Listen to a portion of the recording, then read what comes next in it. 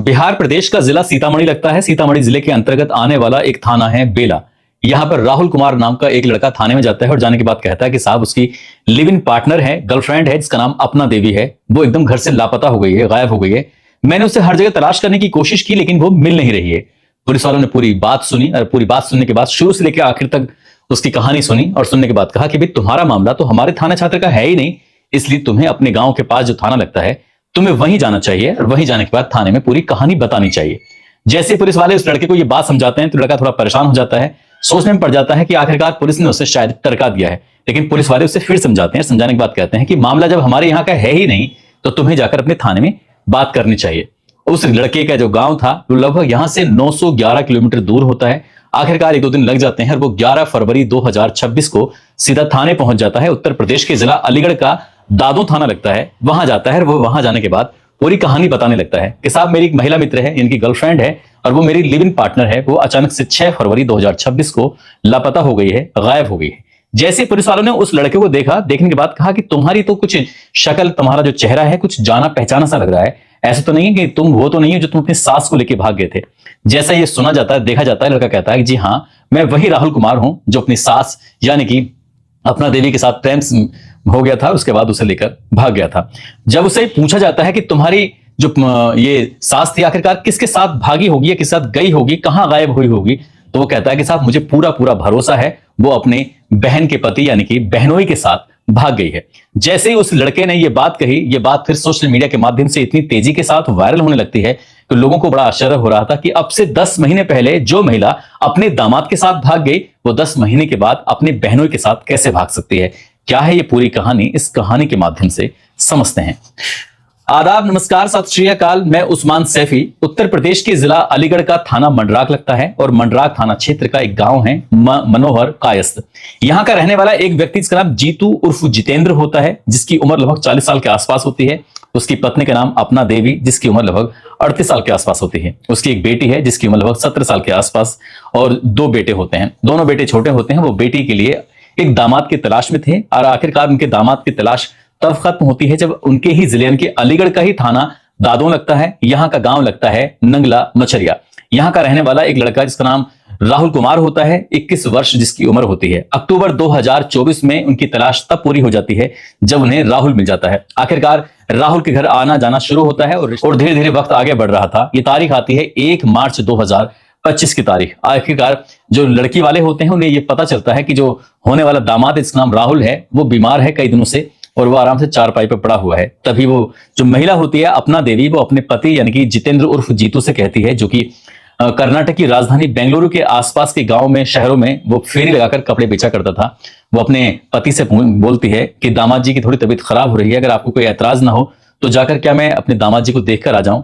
जैसे ही उसके पति ने ये बात सुनी, उसने कहा कि नहीं नहीं, इस बीच में तो तुम्हें जाना ही चाहिए क्योंकि अभी हमारा उनसे रिश्ता लगा है और अगर हम उनका ख्याल नहीं रखेंगे तो फिर कौन ख्याल रखेगा। आखिरकार अपना देवी 1 मार्च 2025 को वहां पहुंच जाती है और जाने के बाद उसने तय कर लिया था कि वो सुबह को जाएगी और शाम को वापस लौट कर आ जाएगी। लेकिन जैसे ही लौट कर वापस आने वाली बात थी तभी दामाद कहने लगता है कि सासू मां अगर आपको ऐतराज ना हो तो आज रात यहीं रुक जाओ।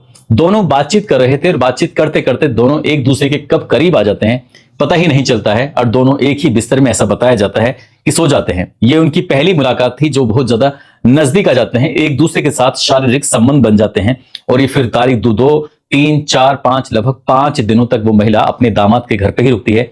घर वालों को इस बात की बिल्कुल भनक नहीं लगती, अंदाजा नहीं हो पाता है कि आखिरकार ये दोनों इतना एक दूसरे के साथ क्यों हैं, क्योंकि कोई भी इस रिश्ते को लेकर ऐतराज नहीं कर सकता। इन दामाद और सास का जो रिश्ता होता है वो माँ और बेटी की तरह होता है। किसी ने इस पर कोई शक नहीं किया और 5 दिन तक वो महिला रुकती है। ना ही पति शक करता है, ना ही उसकी बेटी कोई शक करती है।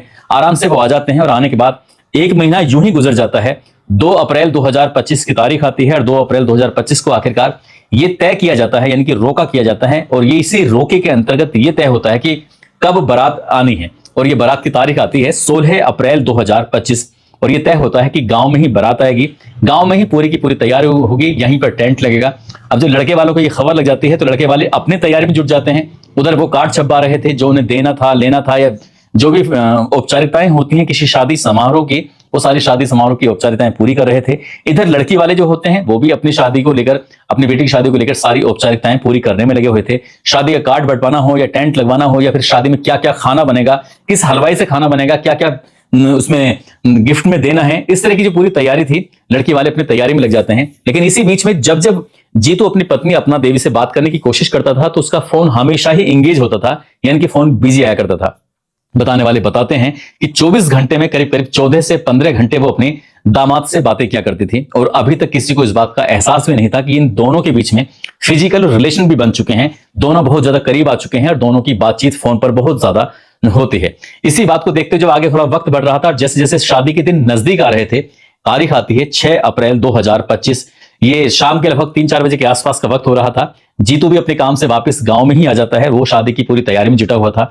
इसी बीच में अपना देवी कहती है कि तुम्हें एक काम करना चाहिए, मेरी बहन के घर जाओ और वहां जाकर कार्ड दे के आओ और साथ ही जो बचे हुए कार्ड हैं उन कार्डों को भी देकर आ जाओ, बांट कर आ जाओ। जैसे ही अपना देवी अपने पति से ये बात कहती है तो पति कार्ड बांटने के लिए चला जाता है और यहां से वो बेटी से बोलती है, अपना देवी अपनी बेटी जिसका नाम शिवानी होता है, कि बेटा मैं खरीदारी करने के लिए बाजार जा रही हूं, थोड़ा मुझे टाइम लग सकता है, तुम परेशान मत होना। रात के लगभग 8:30 बजे के आसपास का वक्त हो चुका था, लेकिन इस बीच में कोई संपर्क नहीं हो पा रहा है, नहीं वो घर पे लौट कर आई है। तभी पति आता है, पति पूछता है कि बेटा तुम्हारी माँ कहाँ है। तो ये जो शिवानी जिससे राहुल की शादी होने वाली थी वो कहती है कि मुझे तो ये बाजार कह के गई थी लेकिन अभी तक वापस लौट कर नहीं आई है। जैसे ही फोन मिलाते हैं तो फोन मिलता जरूर था लेकिन फोन पर घंटी जा रही है और वो रिसीव नहीं हो रहा था। पति थोड़ा परेशान हो जाता है और देखते देखते रात के जब 10:30 बज जाते हैं, इसी बीच में आखिरकार फोन उठ जाता है और जैसे फोन उठता है तो फोन उठाने वाला कोई और नहीं होता बल्कि दामाद राहुल कुमार ही होता है। जैसे पूछा जाता है कि तुम्हारी सास कहां पर है, वो कहता है कि सास तो मेरे साथ है लेकिन तुमने जो इसे इतना टॉर्चर किया है, इतना परेशान किया है, ये तुमने बिल्कुल भी अच्छा नहीं किया। ये बात सुनने के बाद जो ससुर होता है उसे बड़ा अजीब लग रहा था। वो कह रहा था तुम किस तरह की बात कर रहे हो दामाद जी। वो कहता है कि जो सासू माँ को तुमने परेशान किया है अब तुम परेशान करने के लायक नहीं रहोगे, यानी कि मैं इन्हें अपने साथ लेकर जा रहा हूं।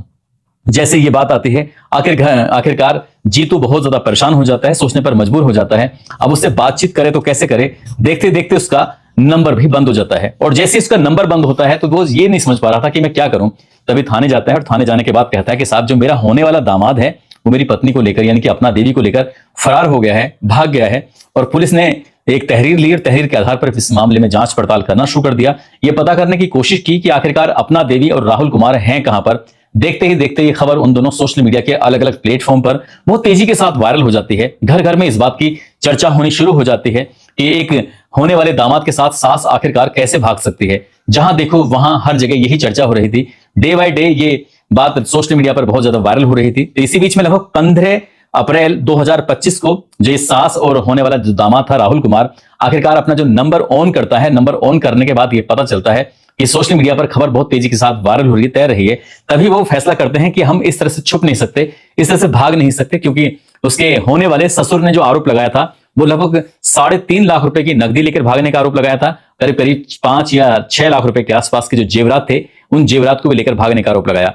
दोनों ही सीधा दादू थाने पहुंचते हैं और दादू थाने पहुंचने के बाद वो पुलिस के सामने पेश होते हैं और कहते हैं कि ना तो हम कोई पैसे लेके यहां से भागे हैं और ना ही हम यहां से कोई जेवरात लेके भागे हैं। हम पर जितने भी इल्जाम लगाए गए हैं वो सिर्फ बेबुनियाद इल्जाम हैं। हम दोनों एक दूसरे से बेइंतहा प्यार करते हैं, एक दूसरे के साथ रहना चाहते हैं, साथ ही जिंदगी जीना चाहते हैं। पुलिस भी इस मामले में इसलिए कुछ नहीं कर पाती है क्योंकि उनकी दोनों की उम्र 18 साल से ज्यादा थी और वो अपने अच्छे और बुरे का फैसला ले सकते थे। लेकिन बेटी बेइंतहा इसलिए परेशान थी कि आखिरकार उसकी सगी मां ऐसा उसके साथ कैसे कर सकती है।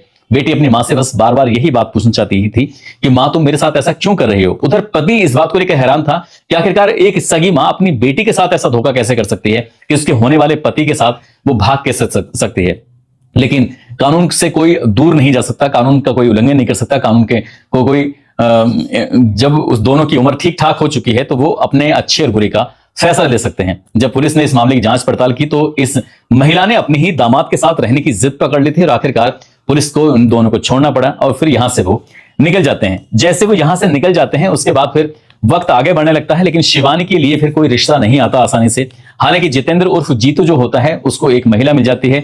बताया ये जाता है कि वो उस महिला से शादी कर लेता है। बच्चे जो छोटे थे वो अभी 1 साल पूरा नहीं हुआ है, लेकिन 10 महीने के आसपास हुए हैं। शिवानी की शादी नहीं होती है लेकिन उसके जो पिता हैं वो जरूर दूसरी शादी कर लेते हैं। उधर सास और दामाद ये कहां है कहां नहीं है इस बात की भी कोई किसी को भनक नहीं थी, क्योंकि जो राहुल होता है, राहुल के परिवार वाले ने इस राहुल से पूरी तरह से रिश्ता खत्म कर लिया था। हर जगह जहां देखो वहां राहुल की और उसकी सास होने वाली सास थी, जिसका नाम अपना देवी होता है, उसी की चर्चाएं हो रही थी। परिवार वालों ने रिश्ता तोड़ लिया था। आखिरकार इनके बारे में बताया जाता है कि ये यहां से कहीं दूर गुजरात की तरफ निकल गए, लेकिन ये गुजरात की तरफ नहीं थे, बल्कि बिहार प्रदेश के जिला सीतामढ़ी का थाना बेला लगता है और बेला थाना क्षेत्र का गांव लगता है उसरैना। ये उस इलाके में रह रहे थे और ठीक ठाक रह रहे थे, लेकिन इसी बीच में 6 फरवरी 2026 को अपना देवी अचानक से गायब हो जाती है। और जैसे अपना देवी गायब होती है तो उसके बाद फिर दामाद उसे ढूंढने लगता है। उसने फिर अपनी तरफ से कोशिश की पता करने की, तो ये पता चलता है कि अपना देवी अपने ही बहनोई के साथ फरार हो जाती है, भाग जाती है। फिर वो नजदीकी पुलिस स्टेशन जाता है राहुल, और वहां जाने के बाद अपनी जो सास थी, क्या होने वाली सास, उसके बारे में पूरी कहानी बताता है कि साहब लगभग 10 महीने पहले हम लोगों को एक दूसरे से प्यार हो गया था, हम लोग दोनों भाग गए थे।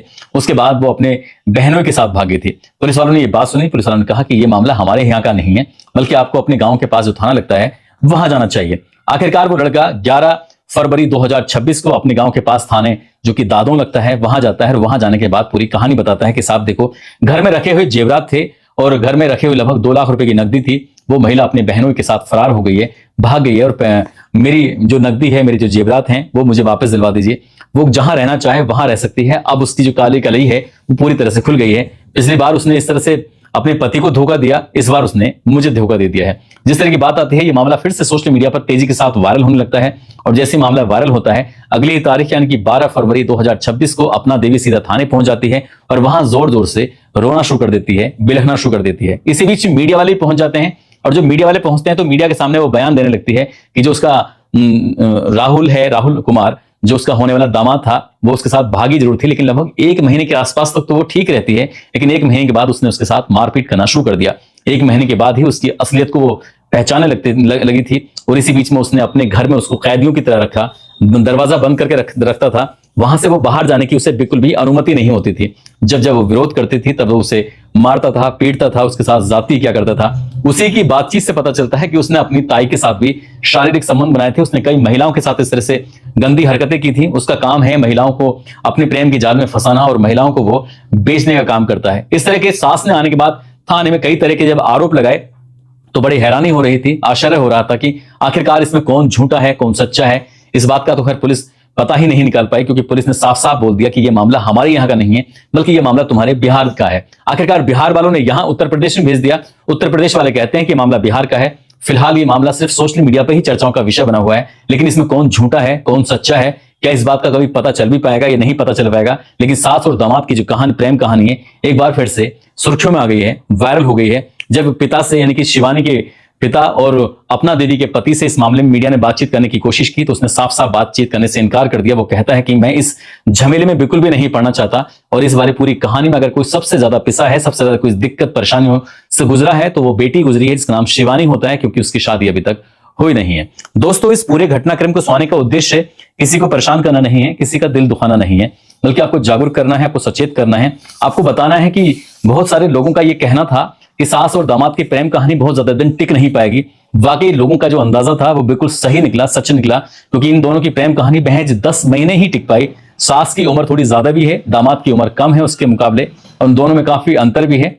और उसके बावजूद भी आखिरकार जो सास है उसको अपने ही बहनों से कैसे लगाव हो जाता है, इस बात का पता नहीं चलता। लेकिन सास साफ इनकार कर रही है कि उसका अपने बहनों से कोई भी लगाव नहीं है। वो अपनी शर्तों के हिसाब से जीना चाहती है, लेकिन वो उस राहुल के साथ रहना नहीं चाहती। जाते जाते उन्नाव के रहने वाले हैं धर्मेंद्र यादव, आज इनका जन्मदिन है। धर्मेंद्र यादव को जन्मदिन की ढेर सारी शुभकामनाएं, बहुत बहुत मुबारकबाद। मेवात के रहने वाले हैं फरीद खान, उनका बेटा है दानिश खान, आज दानिश खान का भी जन्मदिन है।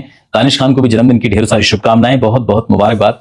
और कुछ लोगों ने नाम लेने की अपील की है, जिसमें चेतन वैद हैं, कपिल सद्दाम अंसारी भिवाड़ी से, मोहम्मद हबीब बनारसी से, हंसिका राजपूत मथुरा से, सुनीता राठौर, विजेंद्र चौहान प्रधान गाजियाबाद से, अलीम खान, संजू कुमार गुप्ता बिहार से, दुर्गेश चौहान उत्तर प्रदेश, अंजुम अली, ज्ञानी सिंह, निरंजन सिंह मुरैना से, जितेंद्र कुमार फरकना से, इफ्तार प्रधान, मोहम्मद इकराम, अनुपम मिश्रा, नीतिका, प्रदीप कुमार। आप सब लोग अपना ख्याल रखें, सुरक्षित रहें। जय हिंद, जय भारत।